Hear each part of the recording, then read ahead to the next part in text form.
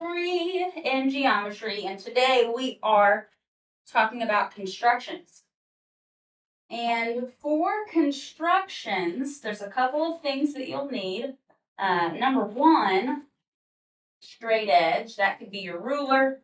You could also use your protractor, straight edge. Either one is fine. And you will also need one of these, a compass. It's called a compass. Now, I made sure when I passed these out that I gave you ones that were pretty tight. This one's kind of loose, so I need to use a different one. Because we're going to be using this to make some specifically sized arcs and circles. So, constructions are ways that we can make things very accurately and mark things accurately. In fact, this is a tool that if you are someone in construction and design, for instance, maybe you're somebody who creates blueprints for a house or a building or something like that, you're going to be using one of these almost every day. Yes, so the way that we use a compass is, first of all, we want to make sure that we're holding it where the metal side is down and the pencil is on top. And whenever we are kind of turning things, we don't want to put as much pressure on the pencil, because what's supposed to happen here is the point of the compass needs to be stationary. It should not move its spot. It's okay if it even makes a hole in your paper. It should be very sturdy in one spot. You'll also notice on your compass that if you look really closely, let me see if I can get this to focus. There's some little numbers. Yeah, there they are. Right here. I see 0, 1. I open it up more to 2, 3. These are inches. And what it tells me is whenever I have it, for instance, open up to, let's put it about at 2. To have it open to 2, it would be touching the long line just after the number 2. That means that the distance between the point and the pencil is about 2 inches. So, if I were to place the point on my paper, and let me move this up so you can get the whole picture. Put the point on my paper. I can then, putting pressure on the point, not on the pencil, create a circle. And we're going to try by moving the paper. Sometimes I think that's easier than moving the compass itself. And it should make you a perfect circle. So, the measure of this circle should be from end to end approximately 4 inches, because we started at the center to the edge is about 2 inches. That's what our compass was open to. So let's take our ruler and see if that's accurate. Yeah, that's pretty darn close. Pretty close. Not mine. Now, yours may have been open to 2 centimeters.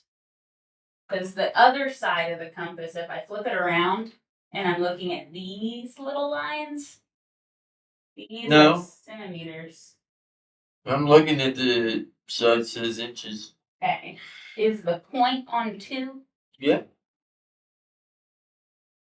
Yeah, long line after 2? Okay. I got. Let me look at it. I'm gonna pause this and take a peek. Okay. So we got some of those issues worked out. Now, what I want us to do for a couple of minutes here is just practice getting comfortable using this, because we're going to want to be able to be accurate with it. So once you've tried making a circle where it's open to the 2, let's try doing it smaller. I'm going to close it to the 1, put my point on the same spot. And again, if you're having trouble drawing it while the paper is still, especially whenever it's smaller, it's even harder. Try holding it in one spot, turn the paper instead. It's a little bit easier to do it that way, I think. Turn your whole notebook. Maybe try making a bigger one. Try a 3-inch one. If that'll fit on here. Go through my tile a little. I'll jump over that.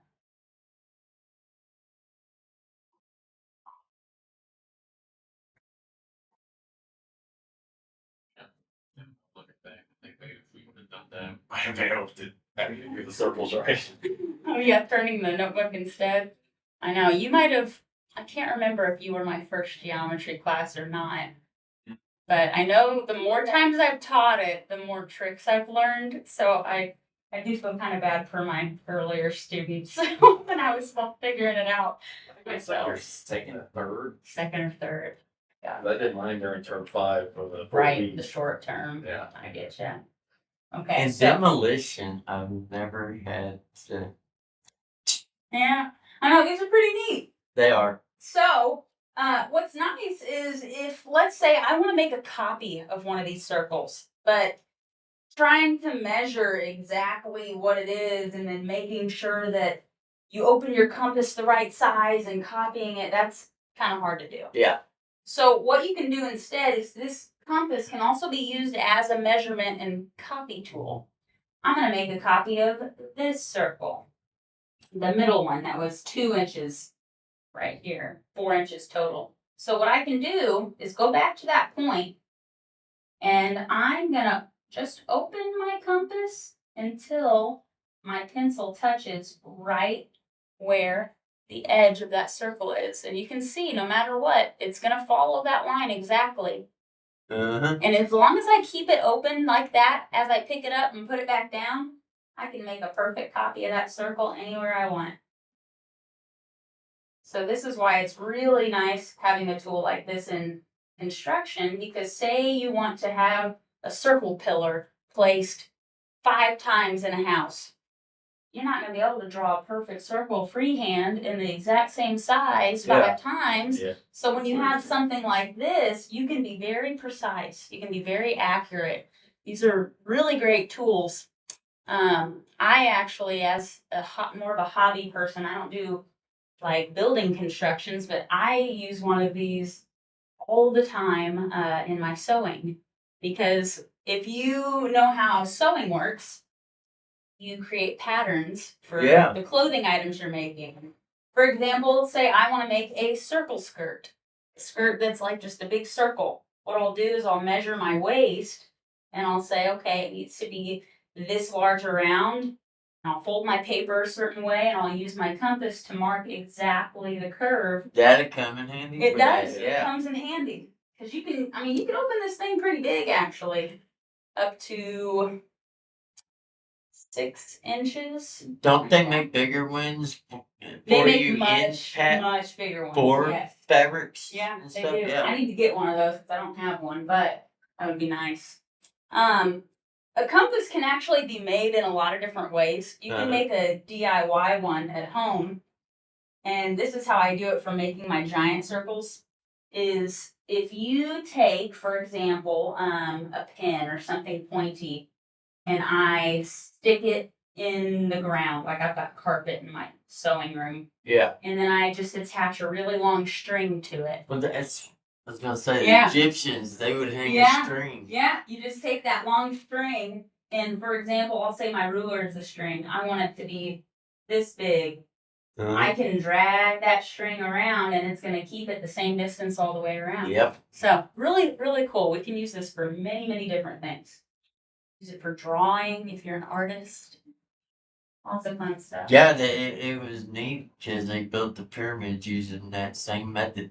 Oh, yeah? Yeah. I didn't know that. Using the string method you were talking about, and That's pretty cool. a little nail. Pretty cool. Okay. So, how do we feel comfort-wise? Do we feel confident in drawing a circle with one of these? Uh-huh. Decent, okay.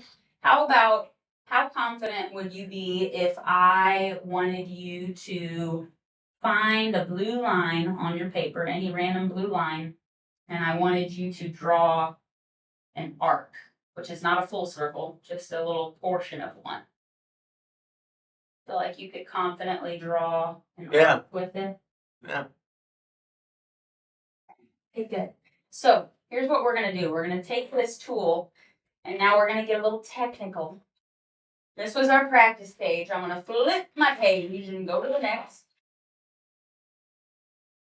And It's good, like art class. right. I title this Day 3 Notes Continued. Anybody had so much fun? This is gonna be page 2. And first, I'm going to give you the definition of a word. And that word is perpendicular. Perpendicular.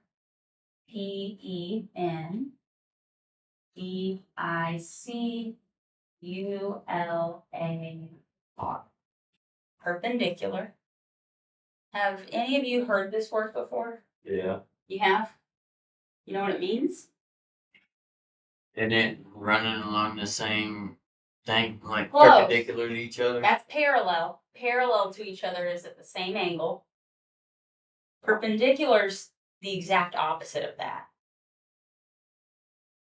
Okay. So perpendicular means instead of going at the same angle, they're going at essentially the opposite angle. They are crossing at a perfect 90-degree angle. It's Gotcha. that perfect cross where all 4 angles are the same. So underneath perpendicular, I'm going to write 90 degrees. And then the next word I'm going to write is bisector. Bisector.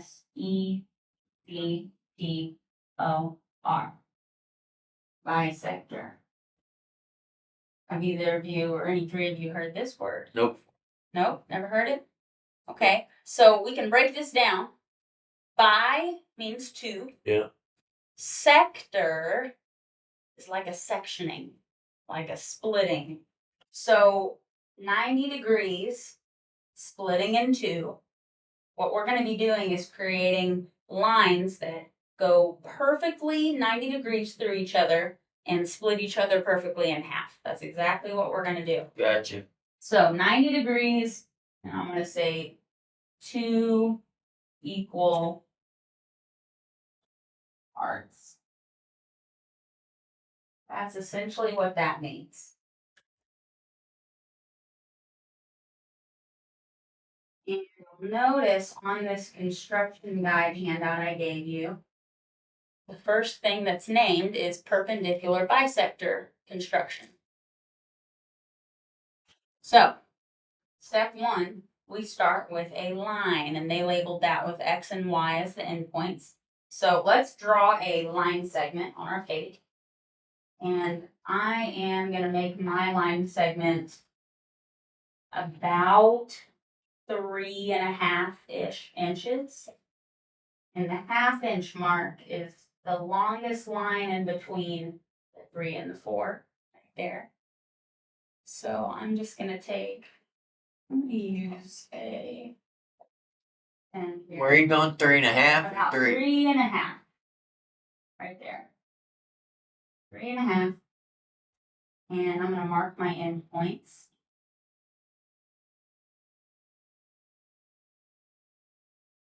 And this time, let's actually use names for those endpoints. We'll use the same X and Y that's on our guide.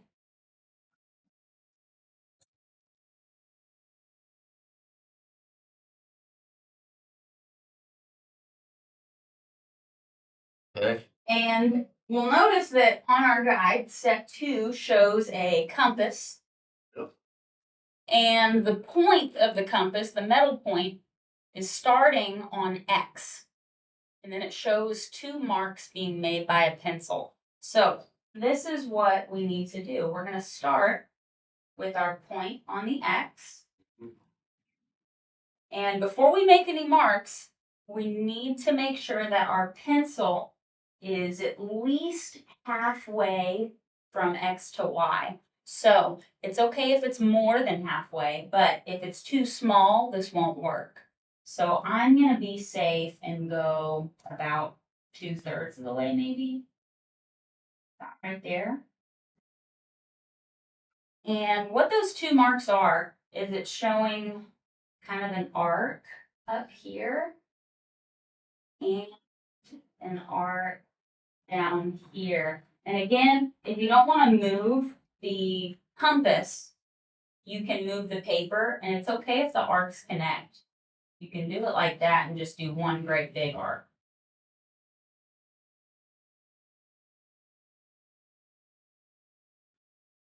All right, so we started with our line about 3.5 inches, and we took the point of our compass, put it on X, and we created a big arc going all the way through more than halfway from X to Y. So wait for y'all to have that before we go to Y. Well, initially I did the two little ones side by side like you did. Yeah. And I just raised the first one. That's all right. You can do just the two marks. You don't have to connect them all the way. I've just found that some students end up finding it a little easier just to do it all in one big movement. Yeah. So, everybody's different. So once you've done that, we need to be very, very careful that our compass is open the same exact size before moving to the next point. So if you think you might have bumped it and moved it, go back to that first point and measure with your pencil. Make sure it's exactly the same size. And mine is. We're going to flip our compass and put it on the Y this time. Now we're going to draw more arcs, and these need to cross through the first arc we just made. Keep it at the same distance, right? Yes, exact same size, bless you. And you can do the two markings like that, or if you like to do it all in one big motion, you can make another big arc like that. And that works too.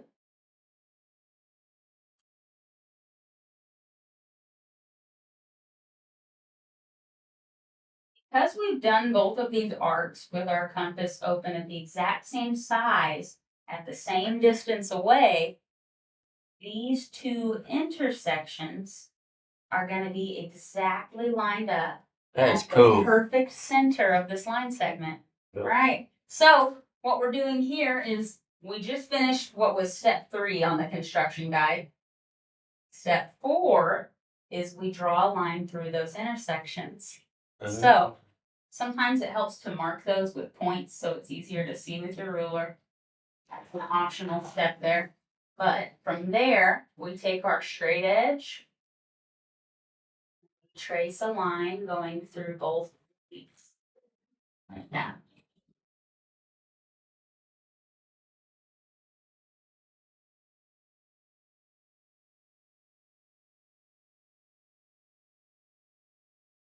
All that's left is to mark our 90-degree angle. So we put a little box in there. So that's marking that it's perpendicular. And to mark that we have bisected the original line segment, we use tick marks. So I'm going to put one tick mark and then one more tick mark to show that this is the same as that. They are the same length.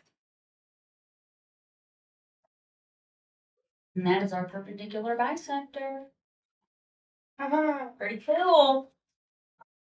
Okay, so let's practice that again on a smaller one, because sometimes that can be trickier. This time let's do a 2-inch line. So let's draw a line lower than the first one, starting from the line before 0 and moving right at the line after 2.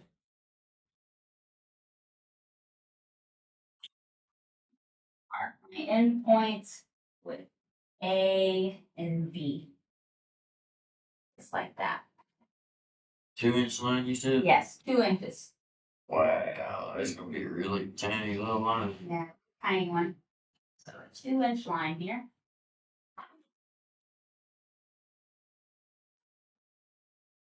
Once we've drawn our second line segment, we'll take our compass again and begin by putting the point of metal on point A. And how much should my compass be opened for my arc? You said at least half. At least halfway between these 2 points. Yes, yes. So I need to make sure that it's not this little. It needs to be at least halfway, and it's always a good idea to be a little more than half than almost exactly half. Because your arcs have to make an intersection, they have to cross. So I'm going to start. This time I'm going to not do the big motions. I'm going to just do those little marks like on our guide just to show you what that would look like. So I'll start by marking here above the line segment. Then I'll mark below the line segment. Can I do my other side? Yes, go ahead. Then we move to point B. Mark the same way, making sure that your compass did not open or close anymore. It should be exactly the same. Through the original 2.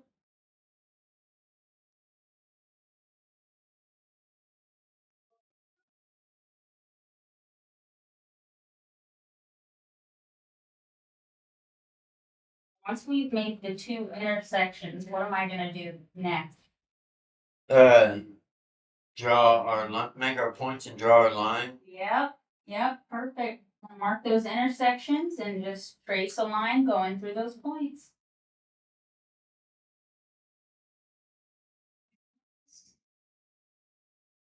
Just like that. And you can always double check by measuring that it really did cut it perfectly in half. Look and see, okay, go back in inches. This is right at 1 inch.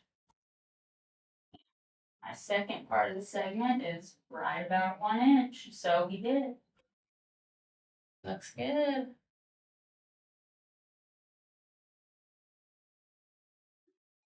Now, after I've actually done the construction, don't forget we want to put little markings on here to show that it is perpendicular. It's 90 degrees, so what should I do for Or that? 90 bucks. Yep, our 90 box. And then it's split in half, so we need tick marks. 1 for each segment. Just like that. Good. All right. All right. Okay, so what I have for you guys here, so you've done that practice together with me, is this worksheet. I've got 1, 2, 3, 4 line segments. And they're all pretty similar in size, but they are at different angles here. So I want you to just practice making that perpendicular bisector on all 4 of these, or just as many as you can finish. I'm going to set a little timer and I'm going to come around and see how you're doing it, make sure that we're all doing it right. So that's what we're doing. I'm going to pause this recording and I'm going to give you guys about 7 minutes here. Okay, so real quick, looking around at your papers, y'all did wonderful. They all look just like this. So the next kind of construction that we're going to do is an angle bisector. So I'm going to flip my page. We're going to practice a few of those.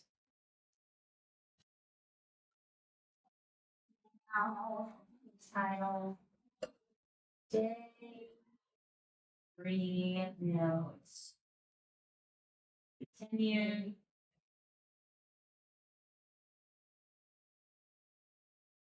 Page 3.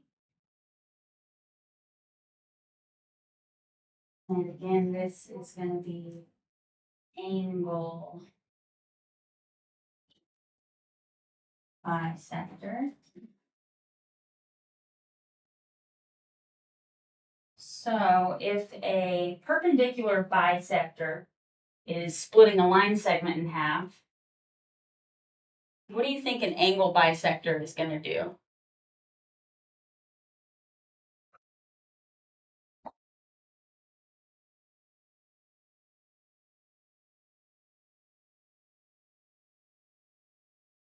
Then cross through them 2 points, them 2 lines. Cross through the two lines. There are going to be some lines we cross. The angles, I mean. Yeah, the Cross through angle. 2 angles. So what it's going to do is it's going to split an angle into 2 equal angles. Yeah. Perfect. So what we're going to start with is drawing an angle. And I am going to use my ruler. And I'm going to go a few lines down the page. Not quite halfway. Start with a point here. Going out about 3.5 inches. An arrow on the end. I'm going to mark that point. And then I am, from that same starting point, going to draw another ray coming out. And I don't want my angle to be open up too big.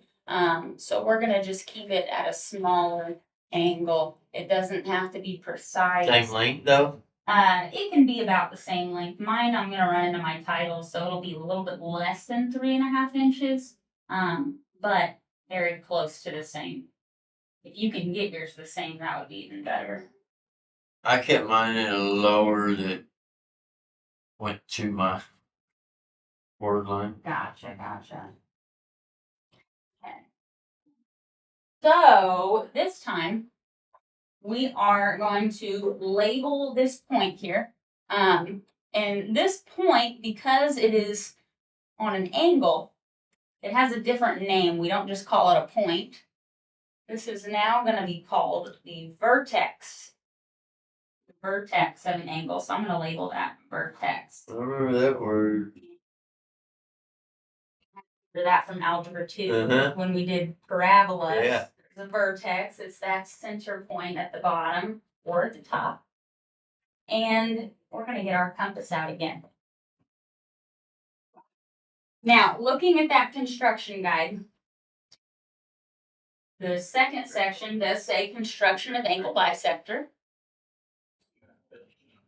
And it shows step 1, center O, radius less than OA. So that might not mean a whole lot. I'm going to explain that in simpler terms. Is it center this on 0? Yes. You're going to center your point of your compass right on here. And whenever it says radius less than OA, they have A here, they have O for the vertex. They're saying that your compass needs to be open smaller than the whole length of that. It doesn't have to be as exact. It doesn't have to be more or less than half. We just want the point on the vertex, and we want our compass to be open so that it's not bigger than the line that is creating your angle here, the ray. Yeah. So I like to go about halfway-ish. And we're going to start by drawing an arc that goes through both of the rays that make up the angle, both of those lines there. So that's your step 1. Now the angle bisector I have found in the past people have a little bit more trouble with because there's a few more steps. So as we do this, I'm going to kind of trace over the arcs we make with a color and label my steps. Completely optional.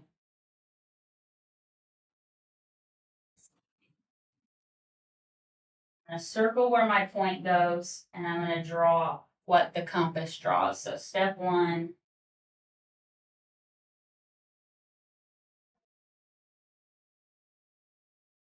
Point 1, vertex, draw arc, through angle. So that's step one. In case you're color coding the way I am, I'm going to use the color that you guys have at your desk so that it can match. So that was step one. Step two is we're going to notice that we drew that arc from step one. We've created two intersections, two places where the arc crosses through the angle. So let's mark those intersections. I'm going to use green here. So I'm going to mark that and circle it. Mark the other intersection, circle it.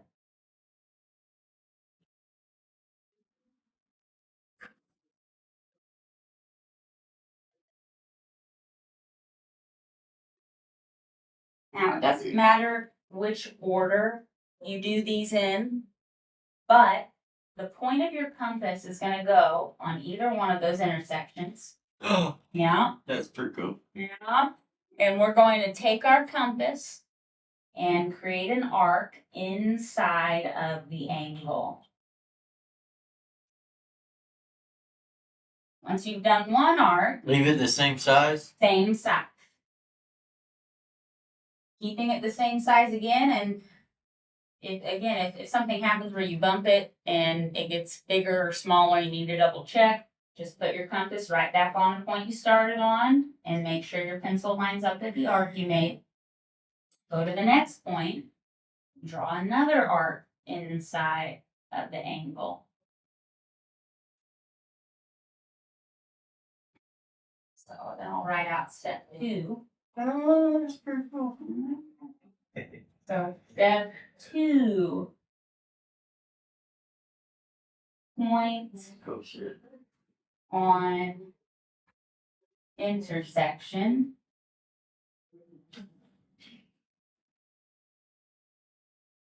From step one.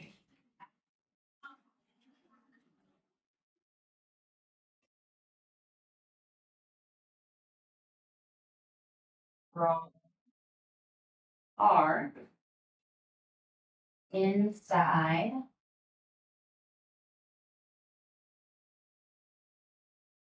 angle.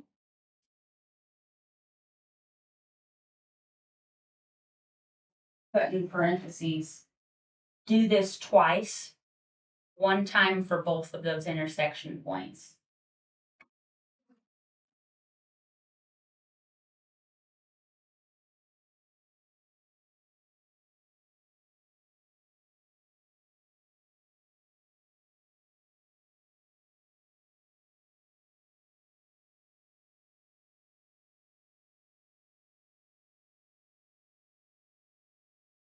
And I trace over those arcs so that my step color matches my drawing.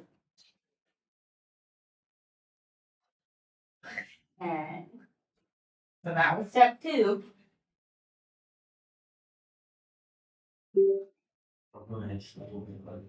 And now our final step, I'll do that in purple,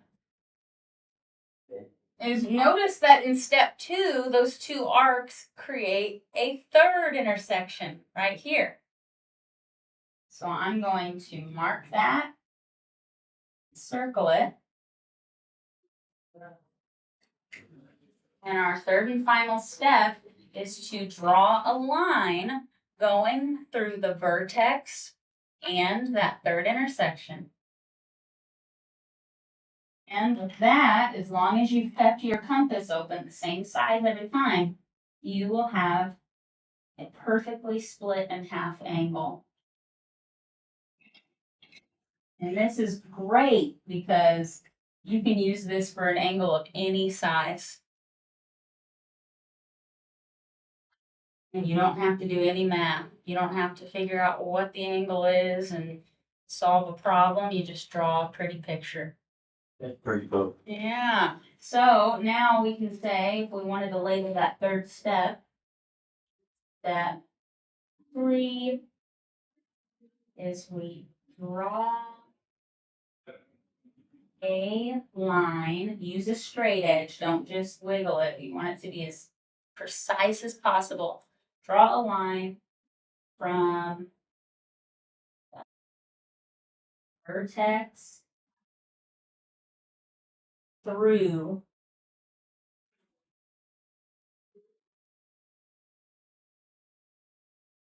the third intersection. Step 2.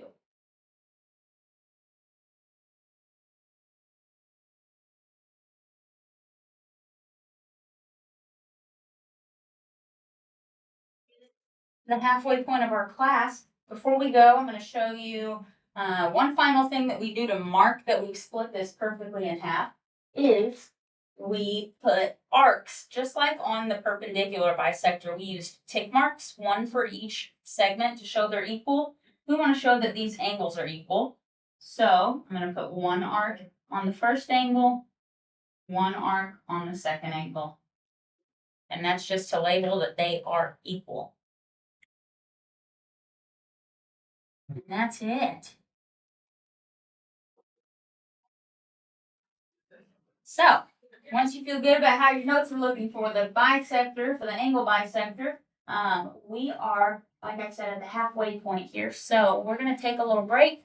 Come back around 2:15. 2:15. Okay. All right. We are back from our break. Just a couple minutes past. We just went over the angle bisector. And if you have not already, before we move on, I just want to see, let's do it on these two as well. Now, before we do it on the actual worksheet, if you want to do a practice angle with a bigger one on your workbook, your notebook, you're welcome to do that. But if you want to try to just go ahead and do it on the worksheet, you can do that too. But I'm going to come around and see how those are looking. And once we've done that, we're going to move on to one more topic today that is a little bit more mathy. So let's finish these up and then we'll move forward for that. So pause this and see how we're doing. Okay, so we have done a wonderful job on those constructions. So nice little break from mathy things, but sometimes we don't have these tools available. So we are going to talk about a formula here. Flip the page. This is the last thing I'm going to teach you today. Don't you? Flip the page. He said that coming in is like, I don't think you're gonna have too much longer today. Page. Page. Day 3 notes. all the art's done. Womp, womp, womp. Day 3 notes continued. This is page 4. Class 3, yeah, page 4. Okay, so whenever we did the perpendicular bisector, we split a line segment perfectly in half, and what we found is the midpoint. It's the middle point of that line segment. But I just gave you guys this worksheet here, and it says midpoint formula.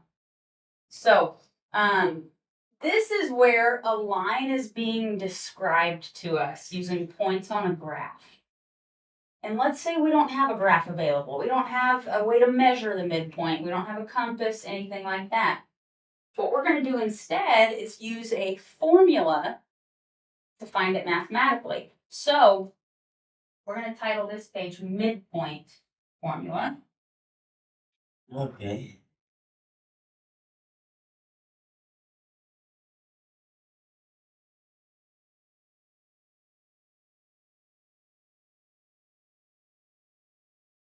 This formula I'm going to give you. First thing we need to remember about graphs and coordinates, we're looking at coordinates here, is that we're looking at two values that are in parentheses.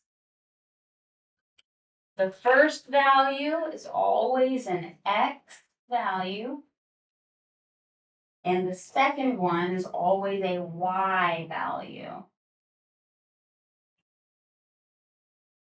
Yeah. So as a reminder, we're talking about a graph. I'm going to draw just like a rough sketch of a graph here. We have a line that goes straight up and down. That line is our y-axis. We have another line that goes through it at a 90-degree angle like this, and that is our x-axis.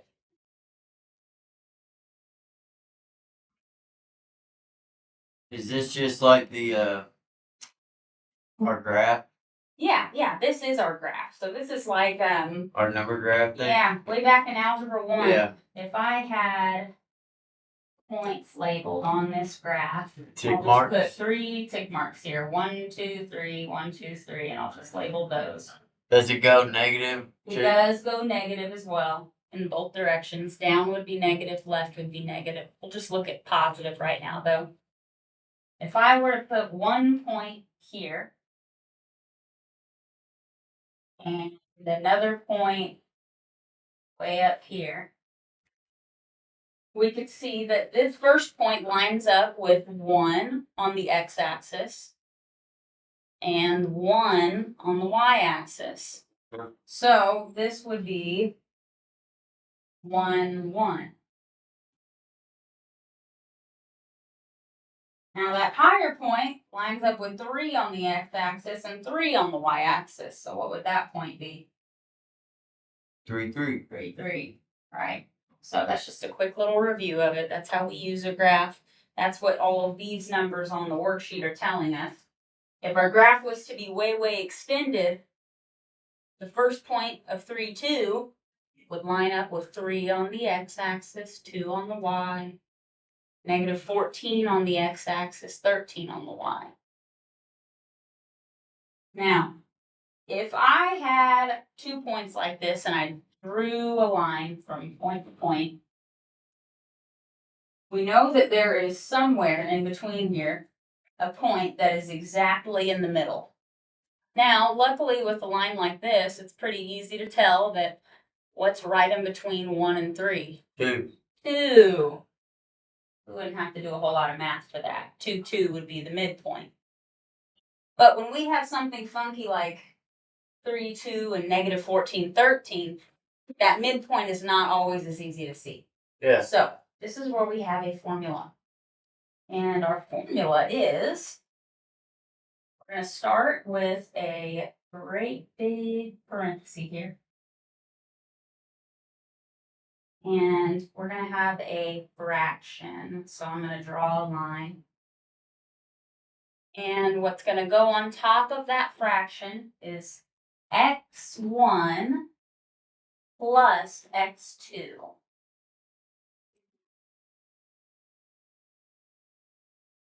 On the bottom of that fraction, there's a 2. We divide whatever that sum is by 2. Comma. Then another big fraction is going to be y1 plus y2 divided by 2.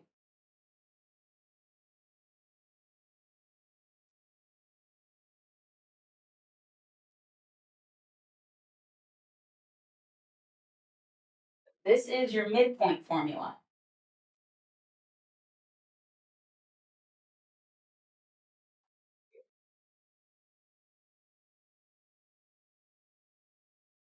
What I'm going to do is I am just going to copy that same formula onto a sticky note so that I can move it around. X, X, Y.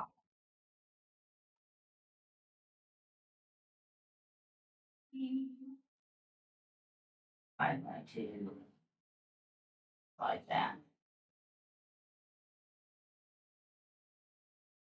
Pretty good idea right there. Yes, because whenever we're doing a worksheet and say you're on a different page of your notebook, sometimes it kind of stinks flipping through searching for the formula. It's nice to just have it on hand.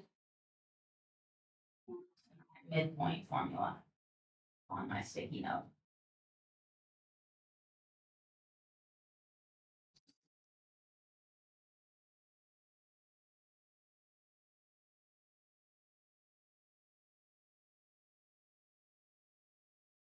So just so that we have an example in our notebook, let's take that first problem from the worksheet and write it in our notebook. So I'm gonna write number 1 in parentheses 3, comma 2. And the other coordinate was negative 14, comma 13.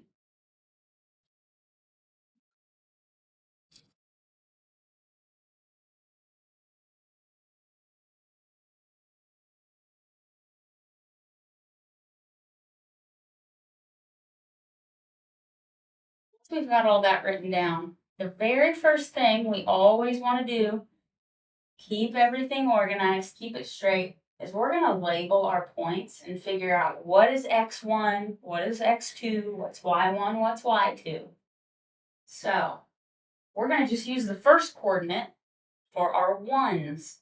X comes first, so 3 would be x1, 2 would be y1. Moving to the next set of coordinate, we have negative 14 would be x2, 13 would be y2. If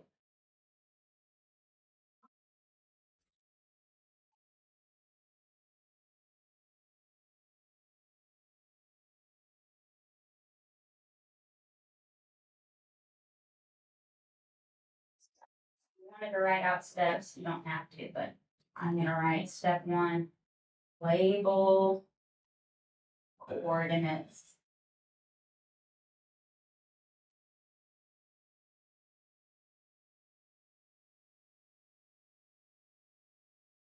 X1, Y1, X2, Y2.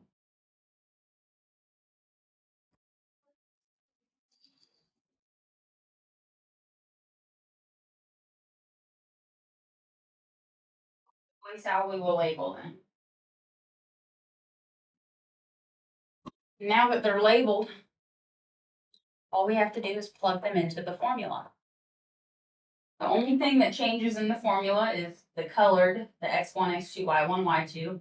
You're always adding, you're always dividing by 2. So, I draw big parenthesis here. What are the first 2 numbers I will add together? 3 and negative 14. Good. 3 plus negative 14. We remember that we'll be dividing those by 2.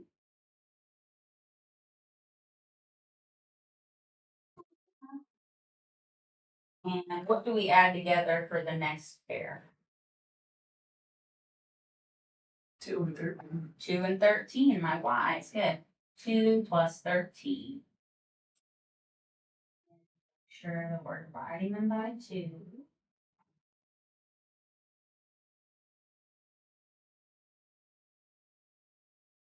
So that was step 2. Plug in your values.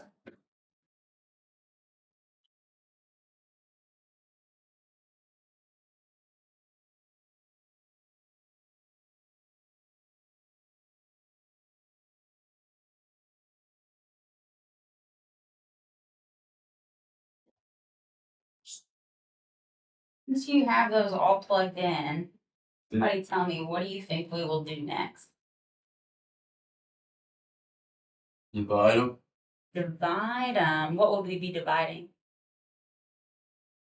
Or add our top. Yeah, let's add the Numbers numbers on first. top first, and then we'll divide. So, what's 3 plus negative 14?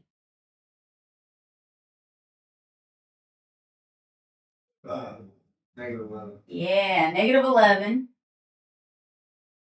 Bring down my divide by 2. Now, 2 plus 13? 15. Good. Down, divide by 2. Negative 5. 7. Okay, good, good. So then we just divide those. We get negative 5.5 or 5.5. And, yeah, 7.5, 7.5. These you will get decimals more often than not. So don't let that scare you. But this would be a lot harder to find visually because those half points sometimes can throw you off. But that is all there is to it. That would be our midpoint right there. And that's our answer.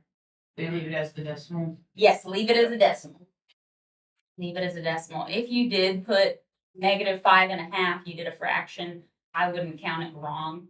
Because that's still right. But I'm gonna use decimals here. Okay. So there is an example for you. So basically we labeled the coordinates, we plugged the values in, and then we simplified our answer once we did all the math. So I'm just gonna write step 3, do the math. Very nice. Okay. So we've got number 1. Let's look at number 2.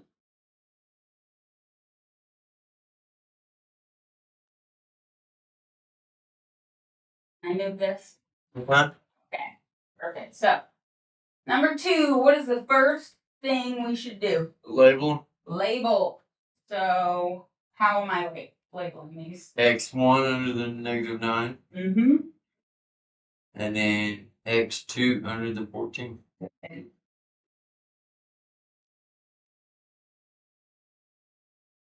Then what?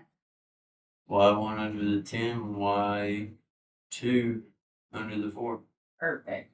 Y1 for 10, Y2 for 4. And this is why I like having a sticky note. I can move it right under my problem. Okay, so I've labeled. What should I do next? Plug in our numbers. Mm-hmm. So tell me what to write here. I would put -9 plus 14 for your X1 and X2, comma in parentheses M2, and then your Y's would be 10 and 4, 10, 4. and then you want to divide each one in by 2, of course. Divide both by 2. Okay. So I'll plug in.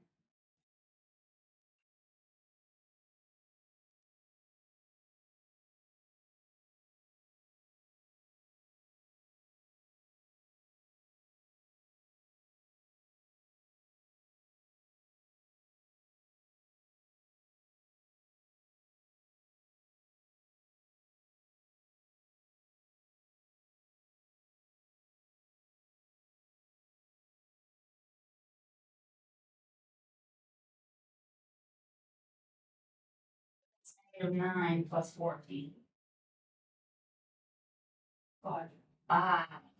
Then down divide by 2. 10 plus 4. 14. 14. And down divide by 2. And the final answer, what's our coordinate going to be? 2.5 and 7. Perfect. 2.5, comma, 7. And that is it. We'll circle our answer. Found midpoint. So this is more mathy than what we were doing, but is it so bad? No. It's not so bad. Luckily, it's not too complicated of a formula. Nothing like quadratics. Okay. So, I think that with those 2 examples, you can try a couple on your own. Yeah. All right. So I am going to set a little time here. I'm going to give you 10 minutes. Finish as many on this worksheet as you can. And as you're working, I'm going to do the same. You'll see me working right alongside you so you can kind of check your work as you go. See if you're getting the same numbers as me. So I'll pause this and I'm going to set 10 minutes. All right. So I did some work along with you. We did number 2 together. Number 3. I got -3, 5.5. You guys get anything different? Nope. Perfect. 3, 5.5. Number 4, I got 3.5, negative 1.5. Yep. Perfect.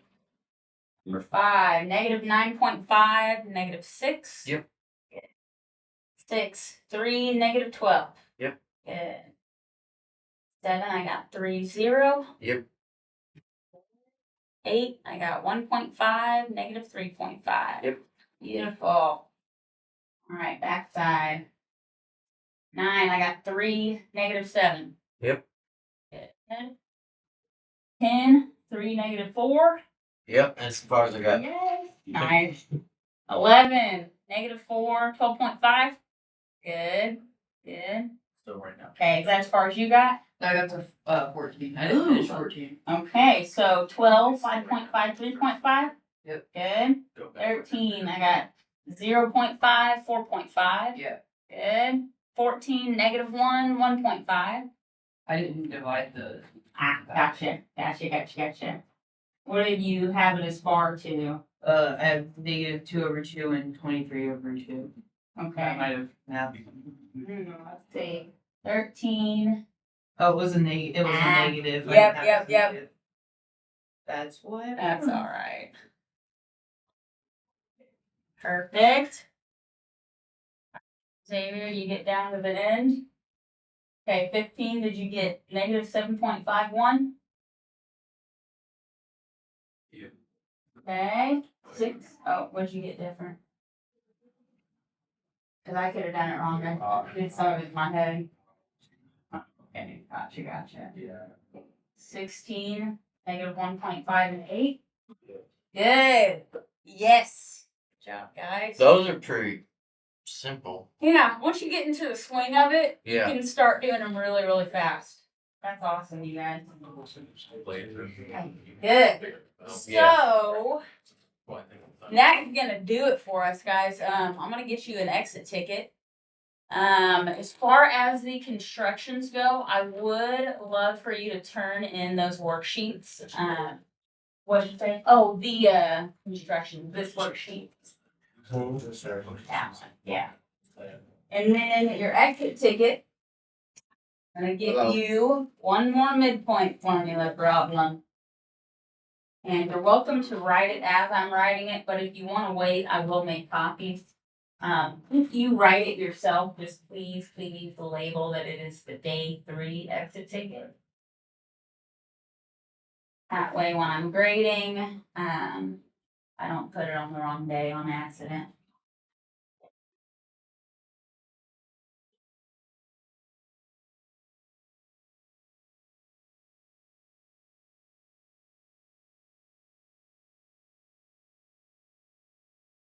The last exit ticket for the week, but still please come back tomorrow because we Yeah. still have things to learn.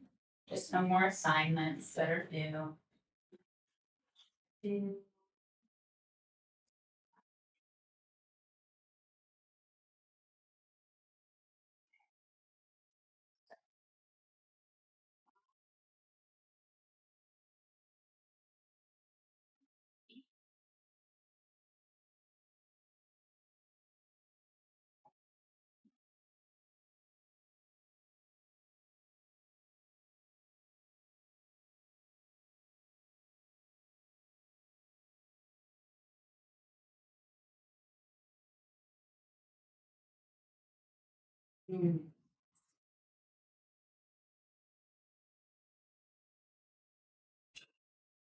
These are pretty quick. I will dig it, two of them.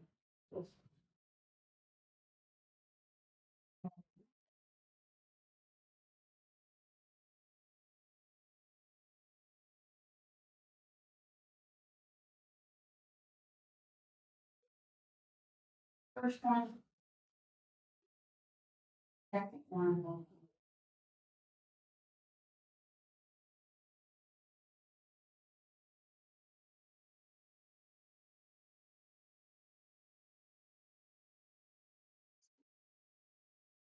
Okay, that is your exit ticket. I am going to go make some copies of that, but I'll freeze my screen so that you guys can see the numbers if you're working on them. That's it today.